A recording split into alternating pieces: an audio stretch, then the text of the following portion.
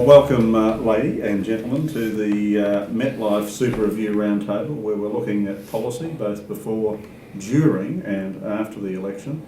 And I'm going to kick things off by referencing what I think was one of the most significant announcemements in the last few months, and that is the arrangement between the Financial Services Council and the Industry Super Network, where yourself, John, and David Whiteley announced a relationship where you would develop policy together, or at least in consultation.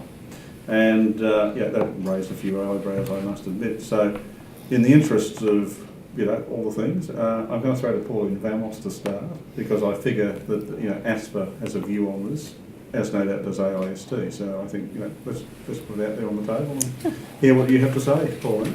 I'm going to go big picture.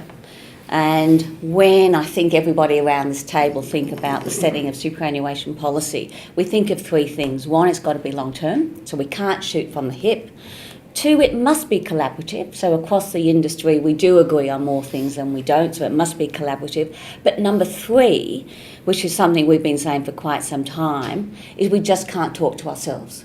We have so many stakeholders, so we have to engage those broader stakeholders, and particularly as an industry, engage them in a more formal way. But I think one of the big issues that has been missing in the policy debate is the areas of policy. And with such a frantic agenda, I think we do forget that there are a number of policy areas that we not only have to drive, but we have to fix and we have to think about. And a lot of those require resources, they require a lot of research, and they require a lot of deep thinking. And only that can be done with the expertise across the super sector and broader.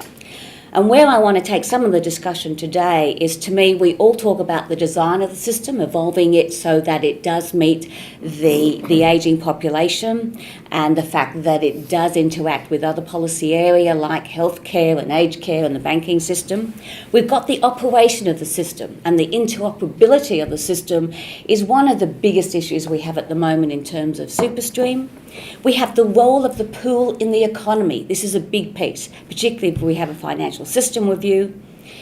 We also have the regulatory approach, and what I mean by that are the issues around how should we be regulated and by whom.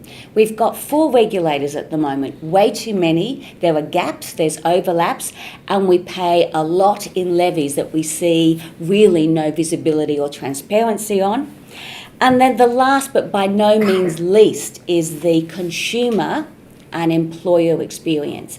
Now, together, a number of the groups are talking and raising some initiatives around the Indigenous experience. But there are many other groups and areas of experience with the system that are not very good. So this is where I think the policy debate should go, and it should be an adult debate.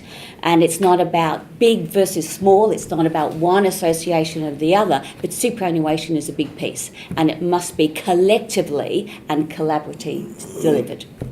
John, as I guess someone who was front and centre in that dialogue with ISN, what's your view on how wide the debate needs to be, and how wide the consultation has to be? Well, I've been in this job for 4 years, and whilst it's not about me, it's just been an interesting time to reflect for me. 8 years ago, I was asked to be the chairman of Abacus, which was the new industry association bringing credit unions and building societies together. Now, I thought North and South Korea would get together before building societies and credit unions. I mean, these guys have been arguing for 50 or 60 years. But they realised that, and they had 3 industry associations, and they agreed that coming together was the only way to go, and that has worked beneficially for them. None of us would argue, I think, Pauline, there are too many voices. There are too many voices. Yeah. Ultimately, it's a matter for the members. On the same issue. Yeah, true. Ultimately, it's a matter for the member companies as to how that might change. But there's no doubt that we diminish the industry by going to Canberra with either complete disagreements or, more likely, slight disagreements, which make us look petty. So from our perspective, the view of the FSC board was it was time to to probably particularly breach what was regarded as the biggest gap between retail and industry funds. And it was particularly driven by the fact, if I can use this phrase, the war is over. You know, we now have a legislated default product. Even if there's a change of government, that will not change significantly. We now have no commissions, they are gone. So a lot of the big battles that separated the two extreme ends of the industry, if I can use that phrase, have disappeared. And the FSC's broader membership base, and Mark's a director and here we are at MetLife, have as clients industry funds. So it makes a lot of sense for us to be more broadly positioned.